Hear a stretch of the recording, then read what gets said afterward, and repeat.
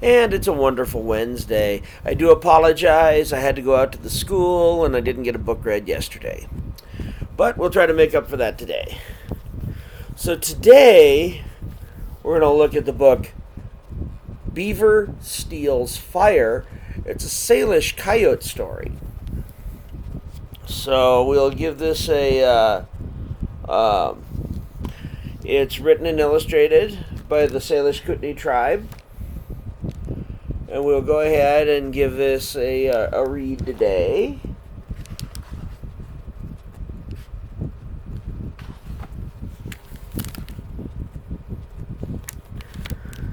A long, long time ago, the only animals who had fire lived in the land above, up in the sky.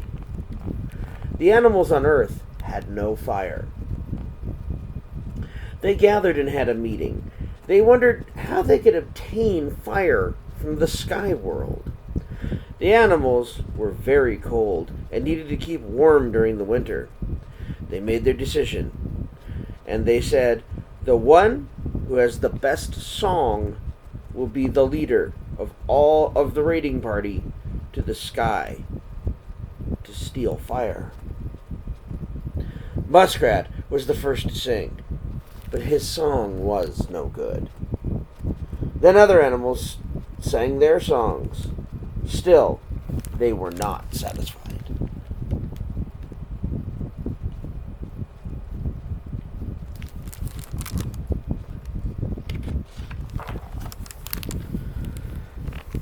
They heard someone whistling from a little hill a short distance.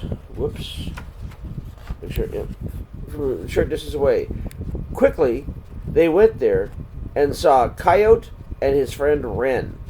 Wren had many little arrows. They told Coyote, "You must come to our meeting lodge."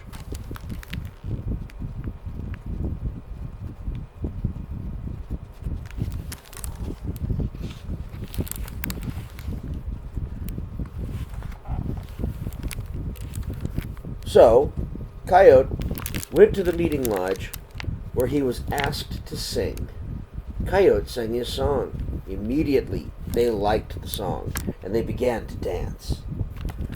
That was when Coyote was appointed leader of the raiding party.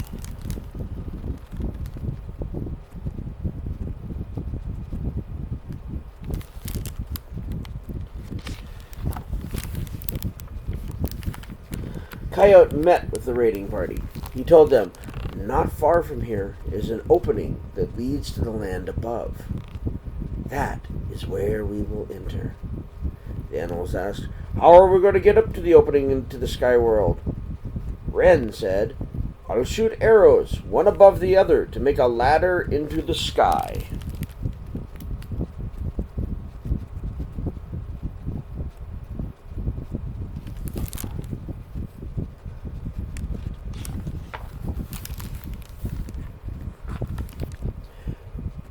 When Wren finished shooting his arrows into the sky, he was the first to climb up because he was the lightest. He carried with him a little rope made of bark. He climbed until he reached the land above. Then he lowered the end of his little rope. The animals began to climb the rope. Grizzly Bear climbed last. Because he was such a greedy person, he carried his lunch with him. He had 2 large bags of food. Grizzly climbed halfway up the rope, and it broke. His bags were too heavy. Grizzly Bear fell tumbling back to the earth.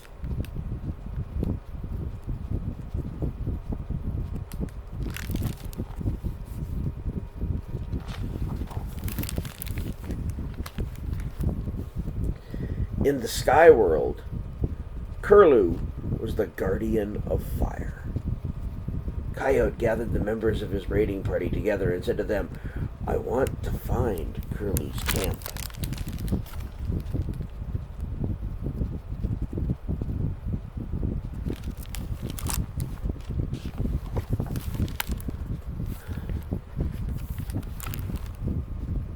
Coyote said, Curlew is down at the river right now. He is watching his fish traps. Coyote said to Frog and Bull Snake, "Follow Curlew back to his camp. When you find his camp, come back here and let us know where it is."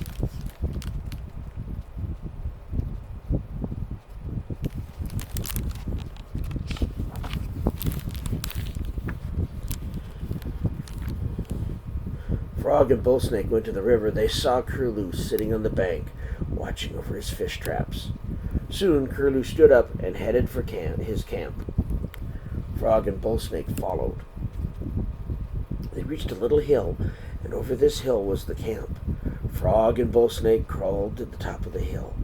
Very carefully, they peeked over and watched Curlew go into his lodge. Bull Snake began to get hungry. He licked Frog's foot. Frog said, "Quit!" Bull Snake soon swallowed the foot, and Frog said, "Quit!"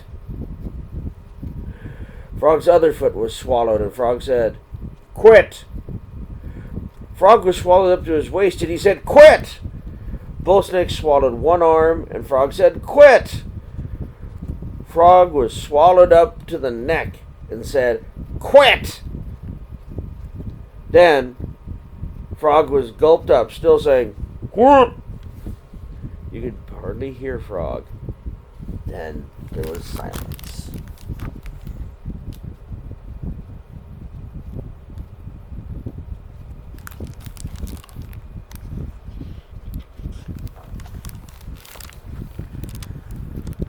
When Bull Snake returned to his companions, Coyote asked, "Where's Frog?" Bull Snake said, "He was eaten up." But he didn't tell Coyote who ate Frog. Bull Snake continued, saying, "But I found Curlew's camp. He has fire there."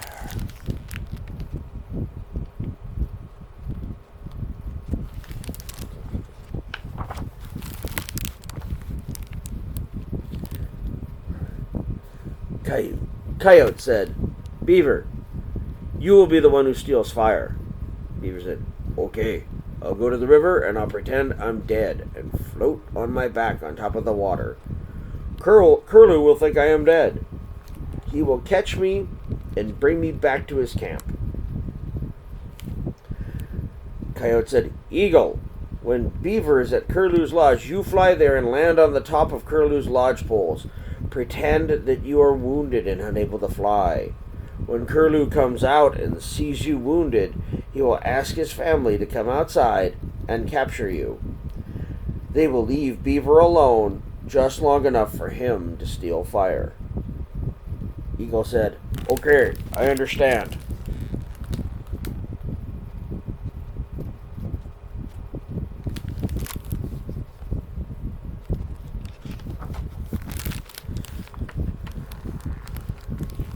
Beaver went to the river and floated downstream, pretending he was dead. Curlew was guarding his fish weir and saw Beaver floating on the water. He took his fish weir and caught Beaver. He said, "I'll take Beaver back to my lodge for his soft fur."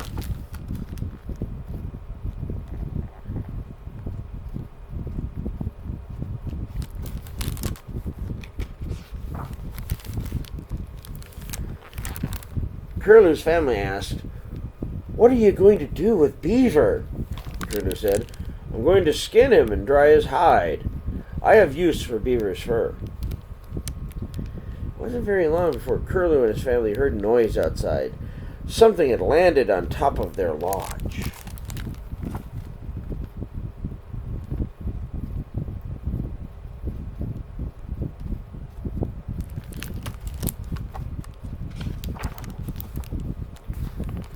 Curlew went outside and saw Eagle. Eagle pretended he was wounded and couldn't fly. Curlew thought, "I'll kill him for his feathers." He called for his family. Curlew told his family, "Kill that eagle. I want him." They began to climb up the lodge pole to get Eagle.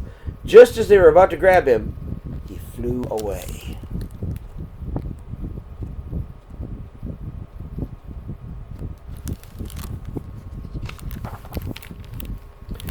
Meanwhile, Beaver was alone inside the lodge. That's when he stole fire.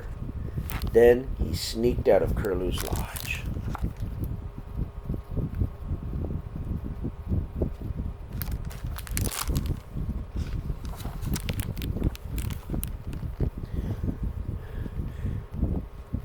Once out of the lodge, he ran to the river. Curlew saw him and cried out, "Beaver, come back! Beaver has come back to life and stole fire!" They chased him, but Beaver jumped into the water.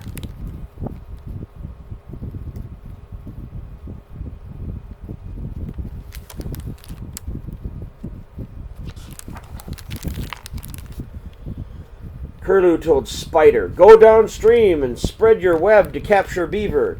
Spider went downstream to set his web, but Beaver had gone past, holding the fire. 3 times Spider went downstream to set his trap, but Beaver had already passed.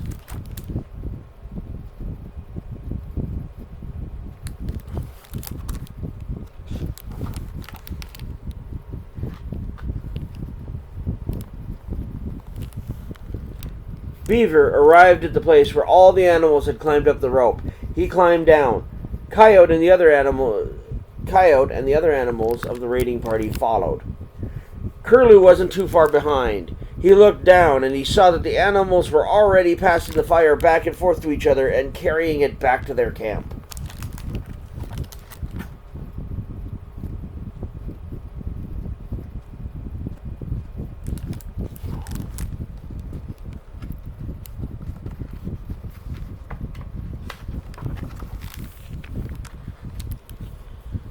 Curlew, who had his own frog in the sky world, called his frog and said to him, "Make it rain so the fire will go out."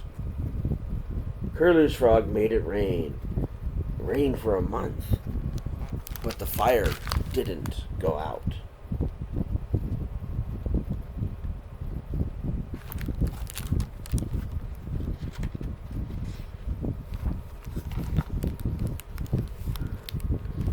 Prairie Chicken was the last person on the animals had given fire to. When Curlew's frog made it rain, she sat on the fire and kept it burning.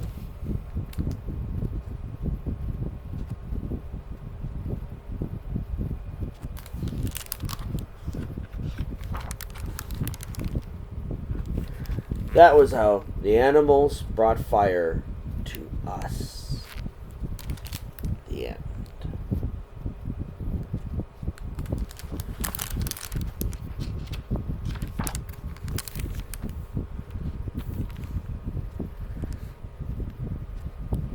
And there's a little backstory here.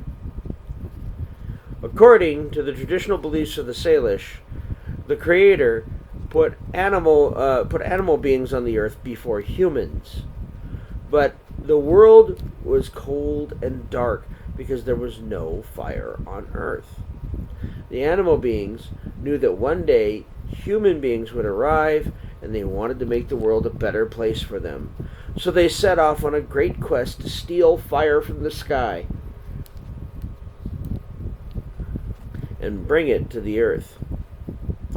That is the story told in this book, a story that reminds us that while fire can be a destructive force, it is also a gift from the Creator brought to us by the animals. So Beaver steals fire. So I've noticed that there's a couple of interesting things in this story. One of them is I'm not sure Bullsnake understood that they were a part of a team, did he? Seemed like Bullsnake was letting his hunger overcome his need to protect his teammates. So that seemed kind of like a skunky thing to do, didn't it? The other one thing that I find interesting here is that although he can be a trickster, Coyote has some very elaborate plans in this book. He seems to know what to do to get the job done. So, in a sense, Coyote is the hero here. But then again, so is Beaver. He had to walk into the den. Curlew could have easily skinned him before he took him back to camp. So it was a high risk, a chance, of protecting his teammates and getting the job done. So I guess this book is also about courage. It's about teamwork. And it's about how the animals wanted to do something for the soon-to-arrive humans. And I think that talks to us a lot about our relationship with nature. Nature provides us with a lot of things. Our food, our water. And sometimes we don't take as good care of it as we should. So keep that in mind. Keep that in mind that we need nature to survive. And so clean up your mess. Make sure that it isn't just scattered all over. If you go on a picnic, put things in a. If there's not a garbage can, take a garbage sack with you and clean what you take in. Put it in the garbage bag. Take it out. Other than that, I want you to stay safe. I want you to stay healthy. I want you to safely get some exercise. Again, I do apologize for no book yesterday, but I think we'll be all right. Everyone, have a wonderful, wonderful day. A wonderful Wednesday. And I will see you tomorrow with another book.